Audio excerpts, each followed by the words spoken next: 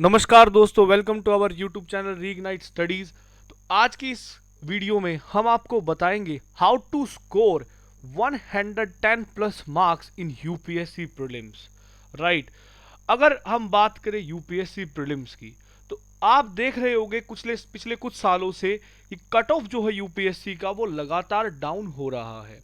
अगर हम बात करें 2017 की, तो उस टाइम पे कट ऑफ जो था वो था 105। उसके बाद 2018 में कट ऑफ वाज अराउंड 98, 2019 में भी 98 एंड 2020 में द कट ऑफ वाज 92 और 2021 में कट ऑफ वाज 87। आप लगातार डाउनफॉल देख रहे हैं कट ऑफ के अंदर। तो ये दर्शाता है कि पेपर जो है आपका वो बहुत ही अनप्रिडिक्टेबल हो गया है। पहले जैसे जो ट्रिक्स अप्लाई होती थी यूपीएससी के अंदर इन 2017 एंड 18 इवन इन 19, बट वो ट्रिक्स कहीं ना कहीं फेल रही थी 2020 के पेपर में और 2021 और 2022 के पेपर में भी। राइट, 22 के पेपर में 2022 के अंदर एक्सपेक्टेड कट ऑफ जो है वो अराउंड 88 ही बताई गई थी, 88, 85 से 88 के बीच। राइट, तो आप ये देख रहे हैं कि कैसे पेपर अनप्रिडिक्टेबल हो गया है। पेपर के अंदर वो कुछ नहीं आ रहा जो सब आपने पढ़ा हुआ है, जबकि यूपीएससी आपसे ये वो चीज एक्सपेक्ट कर रही है कि जितना आपने पढ़ा है उस लिमिटेड रिसोर्सेज से आप कैसे क्वेश्चंस को सॉल्व कर पा रहे हैं। तो इस वीडियो के अंदर हम आपको बताएंगे कि कैसे आप अपने लॉजिकल थिंकिंग से, लॉजिकल माइंड से क्वेश्चंस को सॉल्व कर सकते हैं, जो कि बहुत टफ क्वेश्चन होते हैं इन द प्रीलिम्स पेपर। बहुत सी वीडियोस में आपने देखा होगा they are saying about the tricks, elimination technique and all these things कि आप ऐसे एलिमिनेट करें। कुछ तो ऑप्शंस पे भी बता देते हैं कि बिना ऑप्शन पढ़े आप कैसे एलिमिनेट कर सकते हैं। वो सब चीजें अब यूपीएससी के पेपर में वर्क नहीं कर रही हैं। तो हम इस वीडियो के अंदर आपको लॉजिकल थिंकिंग के थ्रू आप क्वेश्चंस को कैसे अप्रोच करें, कैसे आप सोल्व करें। अगर आप कट ऑफ से 5 मार्क्स या 10 मार्क्स कम रह रहे हैं तो आप कैसे सिर्फ इस चीज को अप्लाई करके आप उन मार्क्स को इजीली फेंच कर सकते हैं। सबसे मेन पॉइंट, 110 प्लस स्कोर वही कर सकता है जिसका स्टैटिक सब्जेक्ट अच्छे से क्लियर है, जिसका स्टैटिक सिलेबस अच्छे से क्लियर है। स्टैटिक से मेरा मतलब है कि फॉर एग्जांपल पॉलिटी है, आपको लक्ष्मीकांत टिप्स पे होनी चाहिए। राइट, पॉलिटी से अगर 15 क्वेश्चन आ रहे हैं और आप उससे अटेम्प्ट 14 करते हैं तो आपके एटलीस्ट 12 ठीक होने चाहिए। राइट, तो इस तरह से अगर आप वर्क करेंगे तभी आप 110 स्कोर कर पाएंगे। ये वीडियो उनके लिए हेल्पफुल होगी जो हर बार बॉर्डर लाइन पे प्री को मिस कर रहे हैं। राइट, 87 कट ऑफ था, आपका स्कोर 85 आ गया। ठीक, या फिर आपका स्कोर जो है वो अराउंड 80s में भी स्कोर है, 87 कट ऑफ में 80s में भी, तो आपके लिए ये वीडियो बहुत ही ज़्यादा हेल्पफुल होगी। और अगर आप फर्स्ट टाइम पेपर दे रहे हैं सिविल सर्विसेज का प्रीलिम्स, तो भी आपके लिए वीडियो काफ़ी हेल्पफुल होगी। आप एलिमिनेशन और इन लॉजिकल थिंकिंग से आप ऑप्शंस को एलिमिनेट कर पाएंगे। तो आइए स्टार्ट करते हैं हमारी इस वीडियो को। हम क्वेश्चंस के माध्यम से समझेंगे कि आप कैसे एलिमिनेट कर सकते हैं। So the very first question ये 2020 के प्रीलिम्स के अंदर आया था और इसको मार्क किया गया था it as the one of the toughest question. Right, एक टफेस्ट क्वेश्चन था क्योंकि ये किसी ने पढ़ा नहीं हुआ। राइट, हम क्वेश्चन को एक बार रीड आउट करते हैं। In India legal service authority provide free legal service to which of the following type of citizen, कि फ्री लीगल सर्विस किन सिटीजन को मिल सकती है as per legal service authority जो प्रोवाइड कराते हैं। राइट, तो फर्स्ट ऑप्शन है person with annual income less than 1 lakh, second transgender with an annual income of less than 2 lakh, third member of OBC with an annual income of less than 3 lakh and fourth to all senior citizen. Right, अब देखो इनके option से ही इन लोगों ने options बनाए हुए हैं। तो हमें क्या करना है कि हमें सबसे पहले किसी एक ऑप्शन को एलिमिनेट करना है। तो वो हम कैसे करेंगे, तो आइए देखते हैं। हम फोर्थ स्टेटमेंट को पढ़ के देखते हैं, ऑल सीनियर सिटीजन। राइट, इस ऑल सीनियर सिटीजन के अंदर सभी सीनियर सिटीजन आते हैं जिनकी एज 60 प्लस है। तो इसमें रतन टाटा भी आएंगे। राइट, इस सीनियर सिटीजन की कैटेगरी में रतन टाटा भी आएंगे। क्या रतन टाटा अप्लाई कर सकते हैं फ्री लीगल सर्विसेज के लिए, तो ऐसा बिल्कुल नहीं है। He is already A Millionaire. Right, तो वो अप्लाई नहीं कर सकते। तो ऑल सीनियर सिटीजन तो हो ही नहीं सकता है। फोर्थ स्टेटमेंट को हमने एलिमिनेट कर दिया। द बी ऑप्शन कट गया यहाँ पे और डी ऑप्शन कट गया। अब हमें एक चीज पता लगती है कि ए या सी में से कोई एक ऑप्शन होगा आंसर, राइट। इस ए या सी के आंसर को हम कैसे देखेंगे, तो हमें एक चीज पता लगी कि second option is correct, right. Second option is correct, transgender with annual income, इस ऑप्शन को आप मत पढ़ो। अब आते हैं फर्स्ट और थर्ड पे। Person with annual income of less than 1 lakh rupees, 1 lakh हो सकता है, नहीं भी हो सकता, इट मे बी ट्रू और may not be true. Third statement, member of OBC with annual income of less than 3 lakh rupees, OBC के मेंबर की इनकम 3 लाख रुपए से कम हो तो, राइट।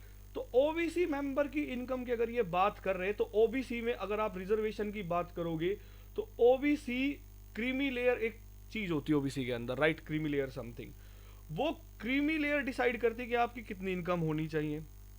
तो उस क्रीमी लेयर की जो क्लोज है वो 8 लाख रुपीज है, अगर आपको पता होगा तो, राइट। क्रीमी लेयर की क्लोज 8 लाख रुपए, अगर 8 लाख रुपए से आपकी एनुअल इनकम कम है तो ही आप ओबीसी का बेनिफिट ले सकते हैं, ओबीसी रिजर्वेशन का। बट यहां लिखा हुआ है 3 लाख, तो आप कहीं ना कहीं देखोगे दोनों ही चीजें आपस में कॉन्ट्राडिक्टरी हैं, राइट। तो थर्ड स्टेटमेंट को आप गैस करके या फिर आप अपने ब्रेन पे थोड़ा रिस्क लेके अपने माइंड को सोच के और आप इस ऑप्शन को एलिमिनेट कर दीजिए, थर्ड भी रोंग है। तो आंसर आता है 1 एंड 2, और यूपीएससी का भी आंसर था 1 एंड 2। तो यहां पे हमारा ऑप्शन ए करेक्ट होता है, राइट। अब देखो, जब दो ऑप्शन पे आप पहुंचते हो तो आपको रिस्क लेना चाहिए, राइट, अगर आपका हर बार बॉर्डर लाइन केस रहता है तो ये था एक आपने कैसे आप क्वेश्चन को टैकल कर पाए जो आपको बिल्कुल भी नहीं आता था। अब हम चलते हैं नेक्स्ट क्वेश्चन पे। नेक्स्ट क्वेश्चन है, the Vitthal Vidhwansak the first monthly magazine journal to have the untouchable people as its targeted audience was published by option 1 Gopal Baba Walangkar, Jyotiba Phule, Mohandas Karamchand Gandhi, Bhimrao ji Ambedkar. आपने बुक्स पढ़ी होंगी महात्मा गांधी की सारी, right, my experiment with truth, Hind Swaraj and Young India करके एक magazine Gandhi ji लिखते थे। आपने ज्योतिबा फूले की भी बुक्स के बारे में पता होगा कि ज्योतिबा फूले की 2 बुक थी, एक तो सार्वजनिक सत्य धर्म और एक थी गुलामगिरी पुस्तक। भीमराव अंबेडकर की बुक्स के बारे में भी आपको पता होगा, राइट, एक मैगजीन लिखते थे बहिष्कृत भारत नाम से, philosophy of Hinduism, annihilation of caste, who were Shudras, ये सब कुछ ऐसी बुक्स थी। The evolution of provincial finance in British India, ये कुछ बुक्स भीमराव अंबेडकर की थी। तो आपने इतना कुछ स्टडी किया है प्री के लिए, तो आपको पता होगा कि इन तीनों की बुक्स तो आपने पढ़ी हुई है, ऐसी कोई बुक इन तीनों के बारे में आपने नहीं पढ़ी, राइट। तो आप इजीली ए ऑप्शन को मार्क कर सकते हैं अगर आपने इन तीनों, क्योंकि तीनों ऑप्शन ऐसे हैं। फिर सेकंड पॉइंट आता है कि विठल विध्वंसक, राइट, विठल विध्वंसक, विठल जो है वो महाराष्ट्रियन नेम है, राइट, विठल भगवान विष्णु का नाम है जो महाराष्ट्र में इनकी पूजा भी होती है। तो विठल नाम से है, तो विठल, या तो ज्योतिबा फूले भी मराठी थे, अंबेडकर जो थे वो मध्य प्रदेश से, मऊ में उनका जन्म हुआ था, राइट, गांधी का कोई लेना देना है नहीं। तो यहाँ पे भी आप 2 ही ऑप्शंस पे पहुंचते हैं, गोपाल बाबा वंकर, ज्योतिबा फूले। तो आप अब एरिया को देख के भी ए मार्क कर सकते हैं, गोपाल बाबा वलंकर, क्योंकि ये कुछ मराठी नेम टाइप लग रहा है। आप ऐसे भी जा सकते हैं, राइट। और एक सबसे बेस्ट तरीका तो यही है कि आपको औरों की बुक्स के बारे में पता है कि इनकी बुक्स नहीं है, ऐसे क्वेश्चन को छोड़ना नहीं चाहिए, आप रिस्क लेके ए मार्क कर सकते हैं। वैसे ये क्वेश्चन जो था ये किसी स्टैंडर्ड बुक से नहीं था, ये द हिंदू के एक आर्टिकल से था। अब इसका मतलब ये नहीं आप हिंदू को पढ़ना शुरू कर दो अगर आप इंडियन एक्सप्रेस पढ़ रहे हो तो, राइट। इस पे थोड़ा सा एनालिसिस करके आप इस ऑप्शन को मार्क कर सकते हैं। अब हम आते हैं नेक्स्ट क्वेश्चन पे। इन इंडिया, ये 2020 का क्वेश्चन है ये भी। In India, why some nuclear reactor kept under IAEA safeguard while others are not, right. International atomic energy agency के सेफ गार्ड में किन न्यूक्लियर रिएक्टर्स को रखा जाता है जबकि औरों को नहीं रखा जाता, ये है भाई। अब इस पे लॉजिक सोचना आपको। फर्स्ट ऑप्शन है some use uranium and other use thorium. क्या ऐसा हो सकता है कि यूरेनियम है तो हम उसको ये सेफ गार्ड में रखेंगे और थोरियम है तो नहीं रखेंगे? तो ऐसा कुछ तो नहीं होना चाहिए, right. Some use imported uranium and other use domestic supply, पता नहीं। सी, some are operated by foreign enterprises and other are operated by domestic enterprise। क्या कोई कंट्री अपनी एटॉमिक एनर्जी को फॉरेन एंटरप्राइज को दे सकती, खासकर इंडिया जैसी कंट्री की फॉरेन एंटरप्राइज आके इंडिया में एटॉमिक एनर्जी प्लांट्स को, न्यूक्लियर रिएक्टर्स को ऑपरेट करे? ये तो बिल्कुल भी नहीं है। D option, some are state owned and other are privately owned. क्या इंडिया में कोई एक भी एटॉमिक रिएक्टर प्राइवेटली ओन्ड है? नहीं, ये स्टेटमेंट भी गलत है। अब बचती है बी स्टेटमेंट।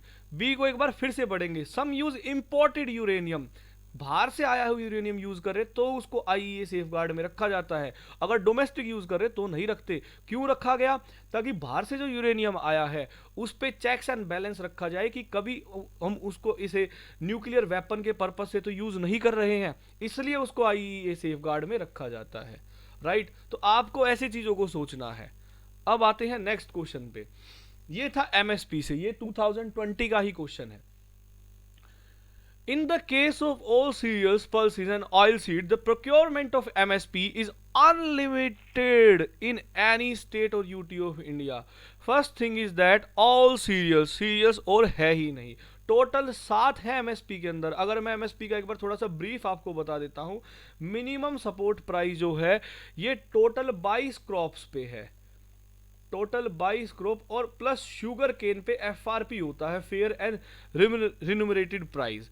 22 में से 14 are kharif crop, 6 rabi crop and 2 commercial crops. Right, ये चीजें हैं 22। अब इसमें सीरियल्स टोटल 7 हैं, पल्सेस टोटल 5 हैं, ऑयल सीड्स आते हैं टोटल 3, ऑयल सीड्स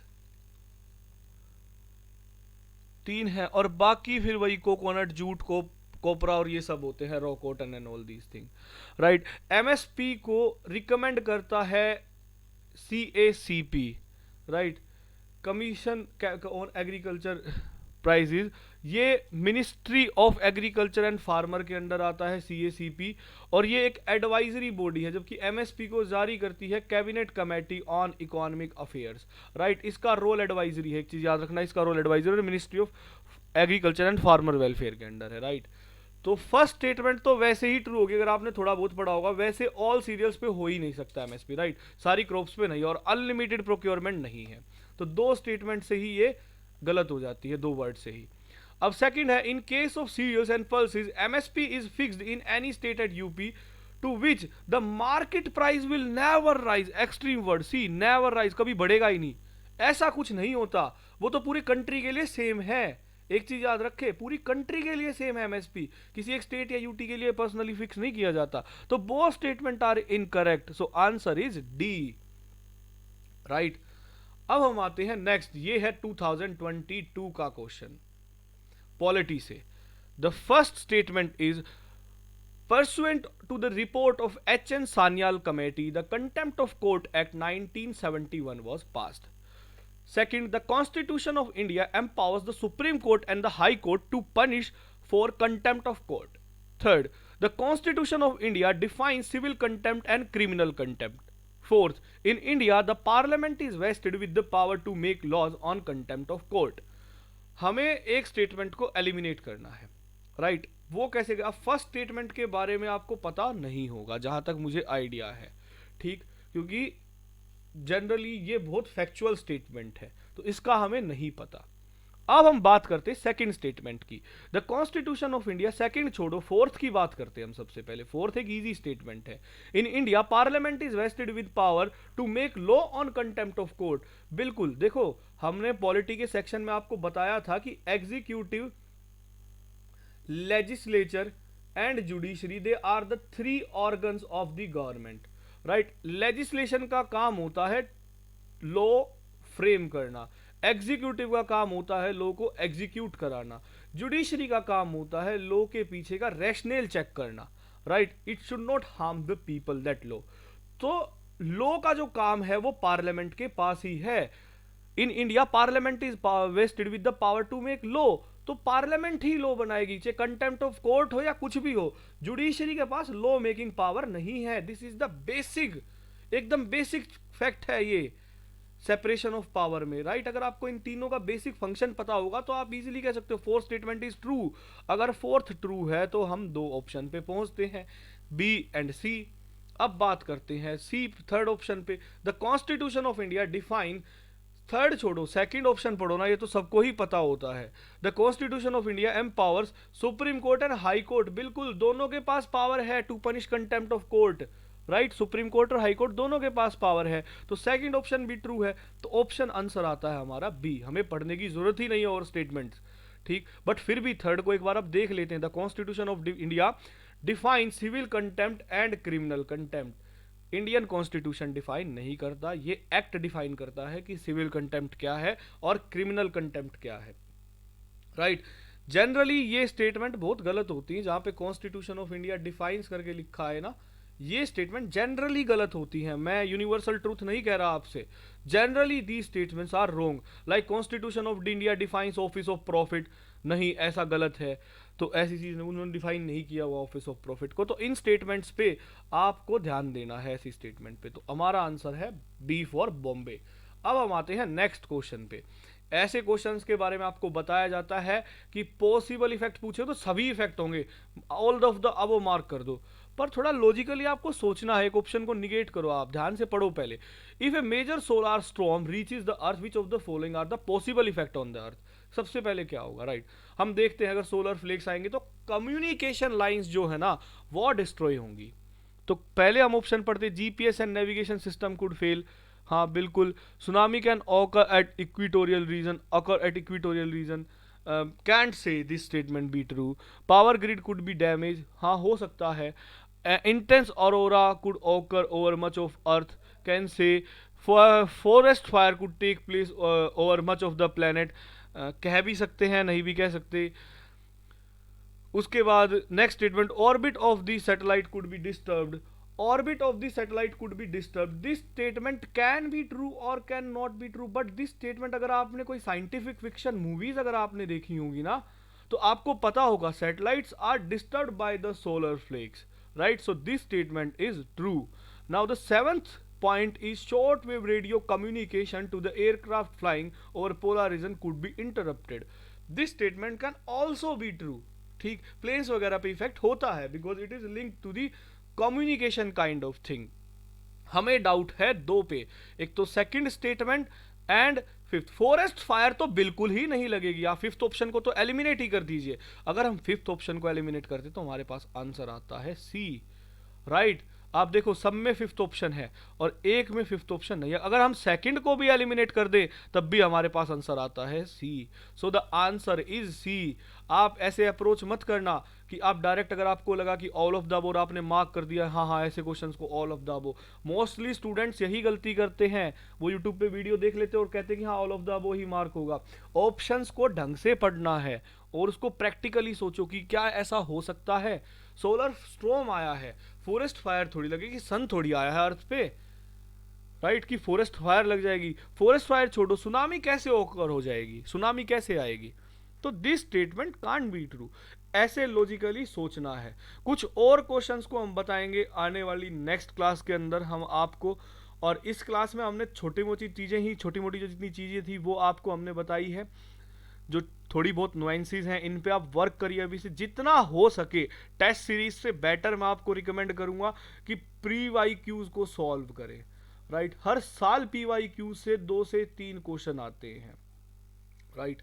तो आप जितना हो सके प्रीवियस ईयर क्वेश्चंस को सॉल्व करें, उन्हीं पे जा जाके बार बार, और यूपीएससी की आंसर की को रेफर करें, ना कि किसी इंस्टीट्यूट की आंसर की को, और उससे देखे अप्लाई करके कि उनके माइंड में क्या था, समझे।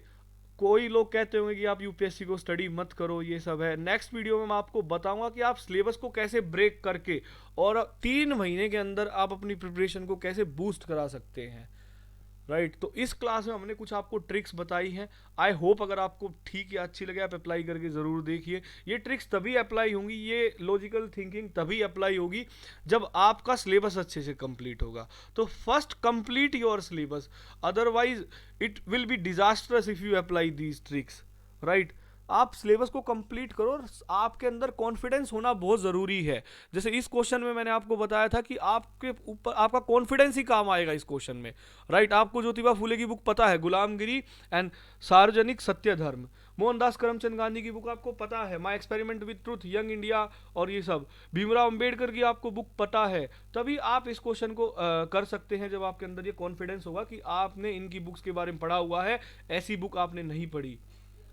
सारा मोस्टली जो खेल है वो कॉन्फिडेंस का है, और वो प्रैक्टिस से आएगा। जितना आप पढ़ेंगे, आप मेहनत करेंगे, वो चीज़ तभी आएगी, राइट। नेक्स्ट वीडियो में हम आपको बताएंगे कि आप सिलेबस को कैसे बाइफरगेट करके इजीली आप प्रिपेयर कर सकते हैं इस टाइम में, 3 महीने के अंदर यूपीएससी के लिए। So thank you very much for being with us. I hope you like this video. And ये मेरी कुछ ट्रिक्स थी जो मैंने आपको बताई, जो मेरे लिए तो काफ़ी हेल्पफुल थी जब मैंने एग्ज़ाम दिया है, तो but they will also apply in your case. So thank you very much. अगर अच्छा लगे तो प्लीज़ सब्सक्राइब ज़रूर करें चैनल को।